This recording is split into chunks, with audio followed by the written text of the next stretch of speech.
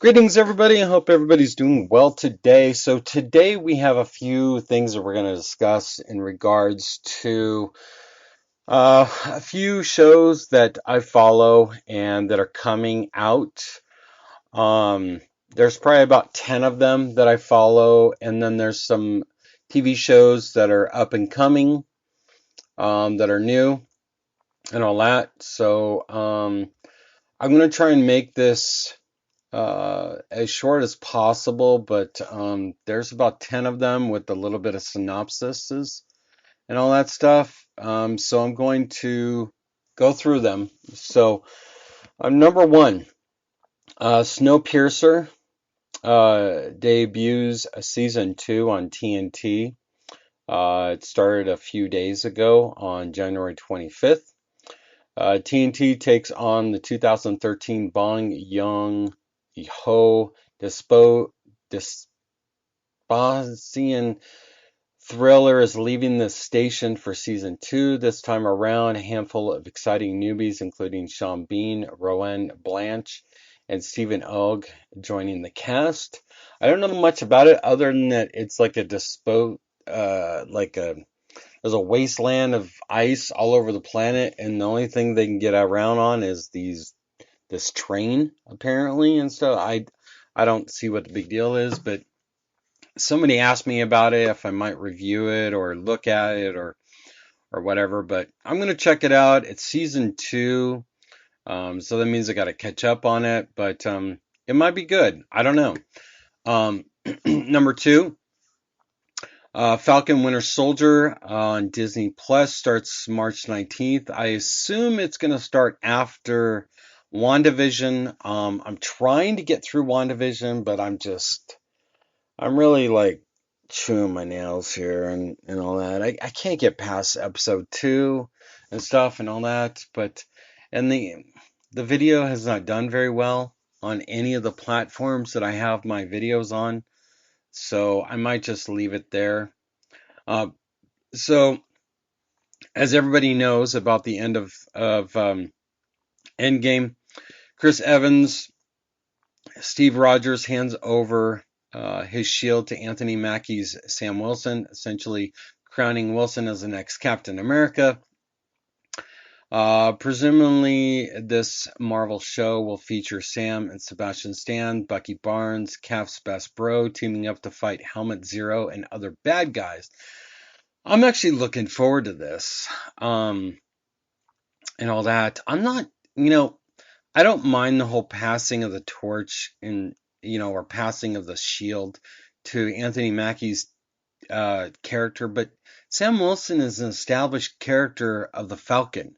Why would you give him the shield in the first place? And the other thing too is, how is he going to, you know, run around with regards to that or fly with that? I would imagine that would create some friction with regards to his means to fly properly as Falcon and stuff. And I like the Falcon, and so I don't need him to be Captain America or the next passing of the torch. Even I wouldn't even mind Bucky Barnes being it, which is my understanding is how it works in the comics and stuff. Like all of you all know, I'm not a comic book guy, so and all that. So I don't know the lore. I don't know the story behind all of that. But either way, I might be a normie in a lot of ways, but I think that going the direction in which I think makes a lot of sense. You know what I'm saying? So yeah. Number 3, we have Better Call Saul season 6, which seems like it's been on waiting for this for what, almost 2 years now. It'll be on AMC season 6. It debuted in 2015. Better Call Saul stood under the bald Ferretto sporting shadow of Breaking Bad. I personally think that Better Call Saul is actually better than Breaking Bad, to be honest. It references Walter White's crimes and hinting that it would catch up to him. up to the show, an iconic ending, now closing it on its 13th episode final season. The prequel series stands on its own as a vivid, wrenching crime series, given the show's level of creative consistency. It's hard to imagine an ending that fails to satisfy. Granting it's a prequel, but it doesn't feel like a prequel and stuff like that. It stands on its own, even being a prequel. I tend to think and believe and like the fact that it is really well done. I watched Breaking Bad not when it was on, but after it was on and stuff. And in all honesty, I found Breaking Bad to be it was a good show. Don't get me wrong and stuff like that. But um, I tend to think that I tend to think that um, I don't know. There was just something about it that just seemed so dated. But then when I look at Better Call Saul, it doesn't seem that way. I don't know why, and I don't know how to explain it better. But if you haven't watched Better Call Saul, I would do so. And the thing is you don't need to watch Breaking Bad in order to understand Breaking Better Call Saul and stuff. I think the acting and stuff, the trials I like to say that Saul goes through. So if you're kind of finding how he finds himself and how he evolves and why and so on and so forth, and that's what I like about it and stuff like that, which gets us up to the date of when Better Call Saul comes into helping Walter White and all of them in Breaking Bad and all that. But and yes, it's a prequel, like I stated, but in all honesty, it's not that bad. It doesn't feel like a prequel, like I said. So yeah. So that's it. Check out Better Call Saul, September 6th. We don't have a date for that, but they're saying 2021, so keep an eye out and all that. Bosch, season 7 and final on Amazon Prime. This is a cop drama, basically, but it tackles somewhat the normal police dramas, but he's a like a Gulf War vet. He's dealing with his own PTSD. He's dealing with the fact that his mother was killed. She was a prostitute, so he's a product of his mother's activities as a prostitute and stuff. He was raised in an orphanage in a Catholic home and stuff like that. It's really good. I was kind of skeptical about it and stuff and all that, but Amazon Prime is readying its Lord of the Rings series undoubtedly.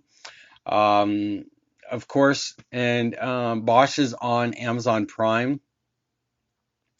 But this will be the final season of Bosch.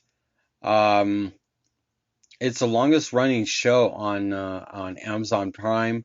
Bosch has rarely picked up awards attention, appeared on critics' top 10 list, or generates buzz on local media, but this character-driven police drama starring Titus Welliver is as sturdy and reliable as TV shows gets. The final season, which reportedly draws its pilot from Michael Connelly's The Overlook and the Dark Scared Night books, should be a fitting send-off. I did not know that they were based on a book, and I might actually pick the books up. And so I found you can tell that it's written from the books because it really sticks to a format.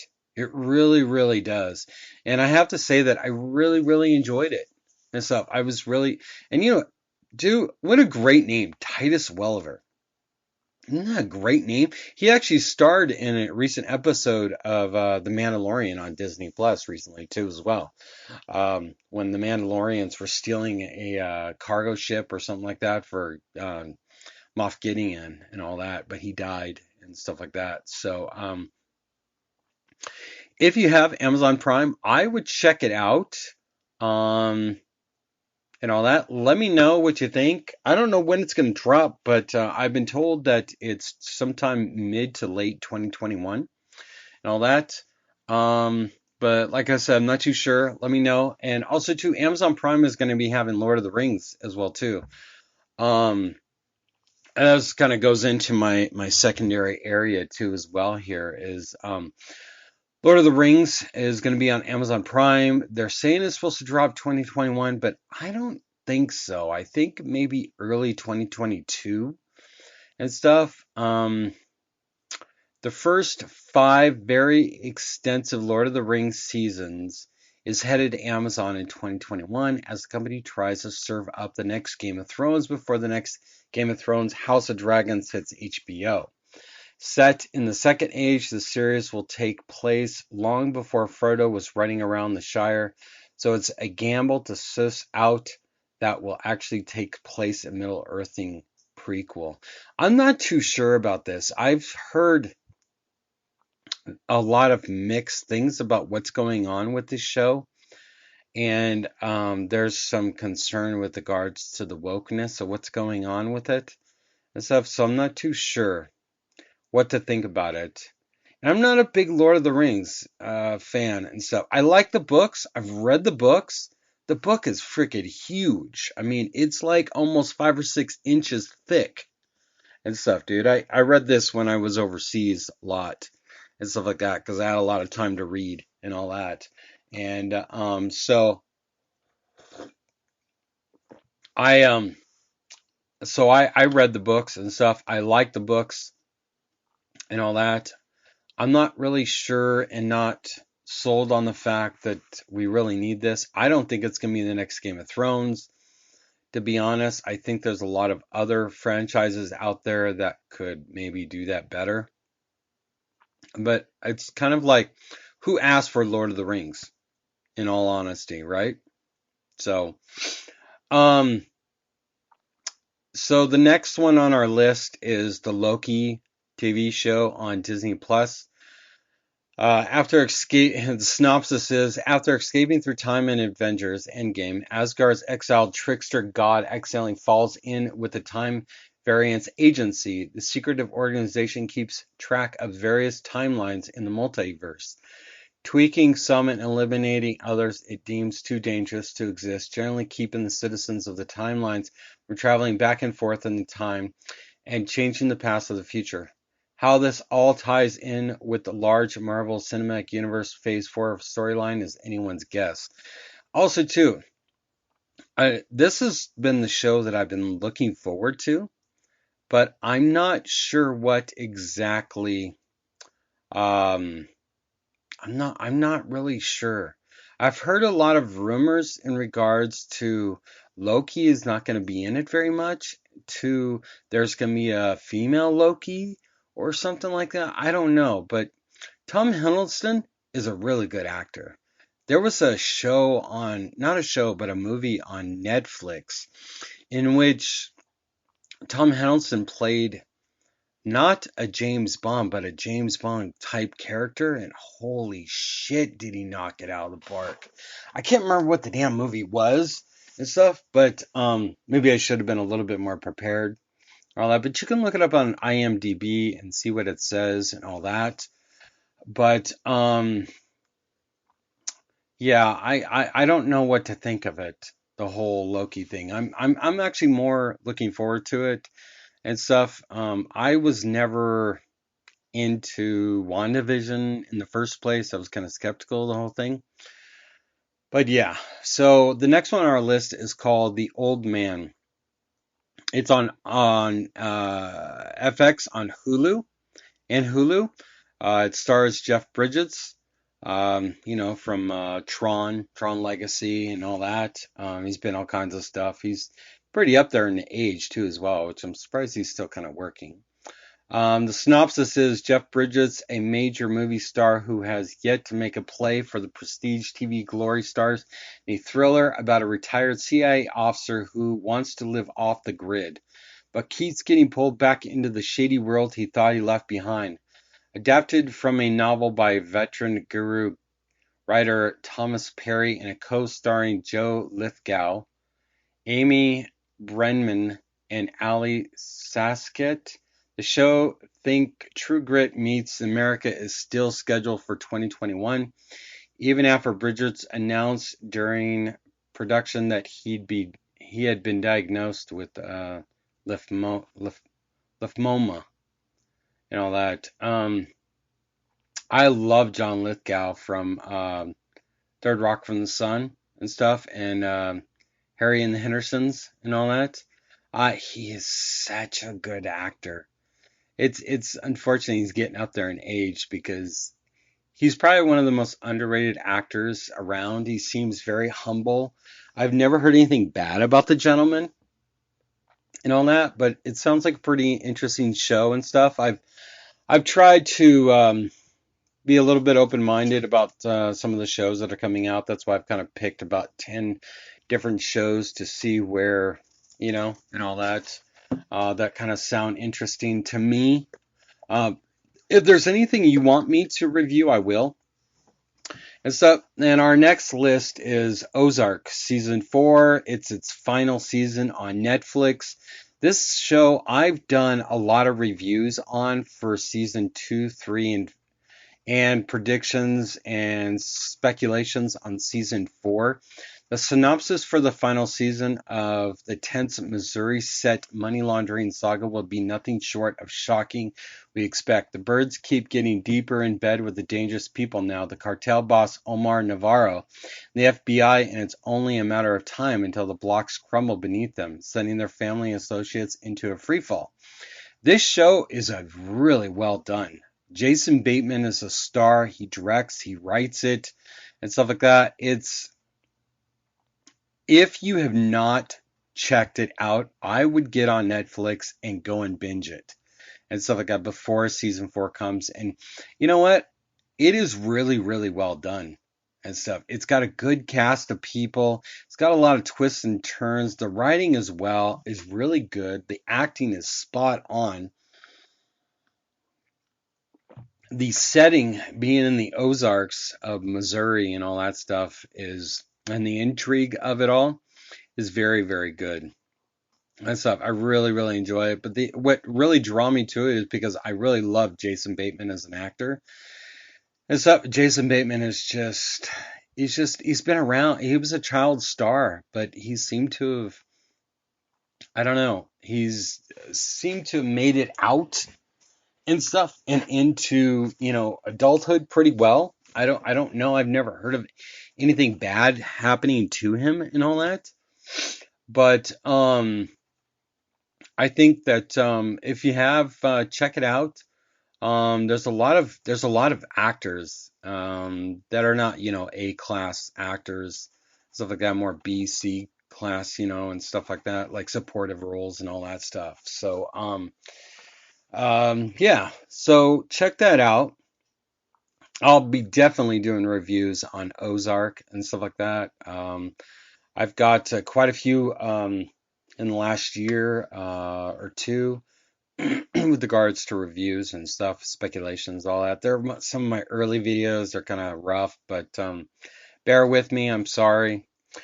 On the next list is Peaky Blinders on Netflix.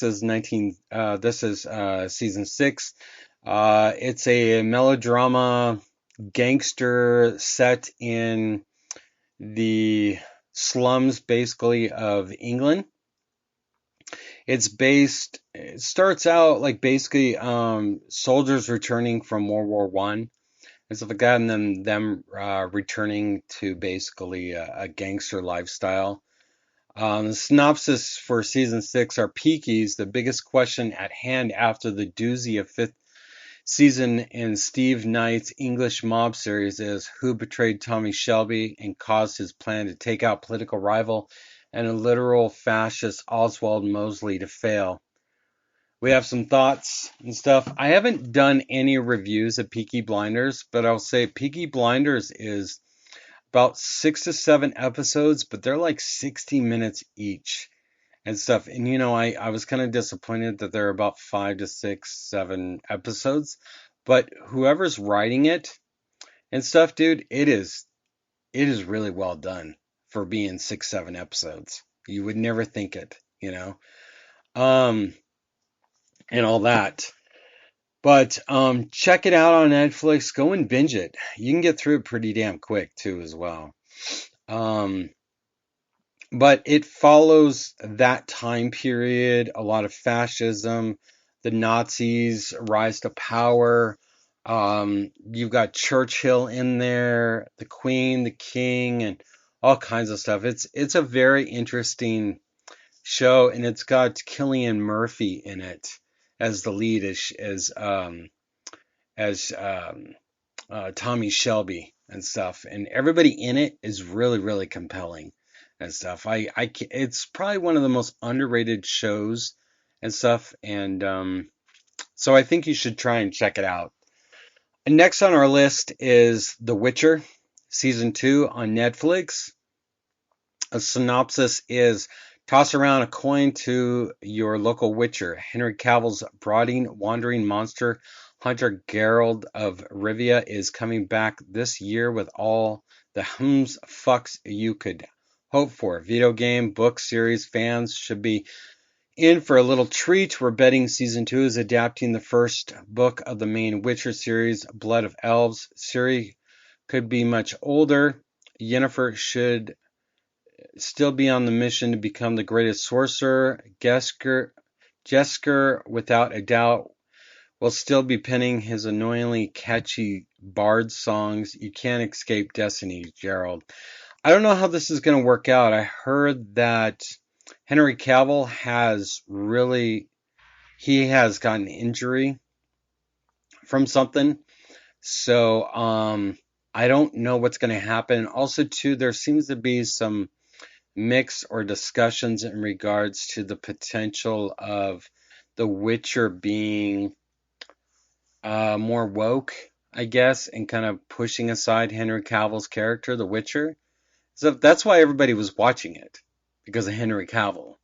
So most of you probably all know what The Witcher is. The Witcher has made video games, books, you name it. You know what I'm saying?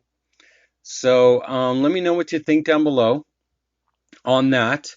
And we have one final one. It's called The Wheel of Time. It's on Amazon Prime. It looks to be a brand new show.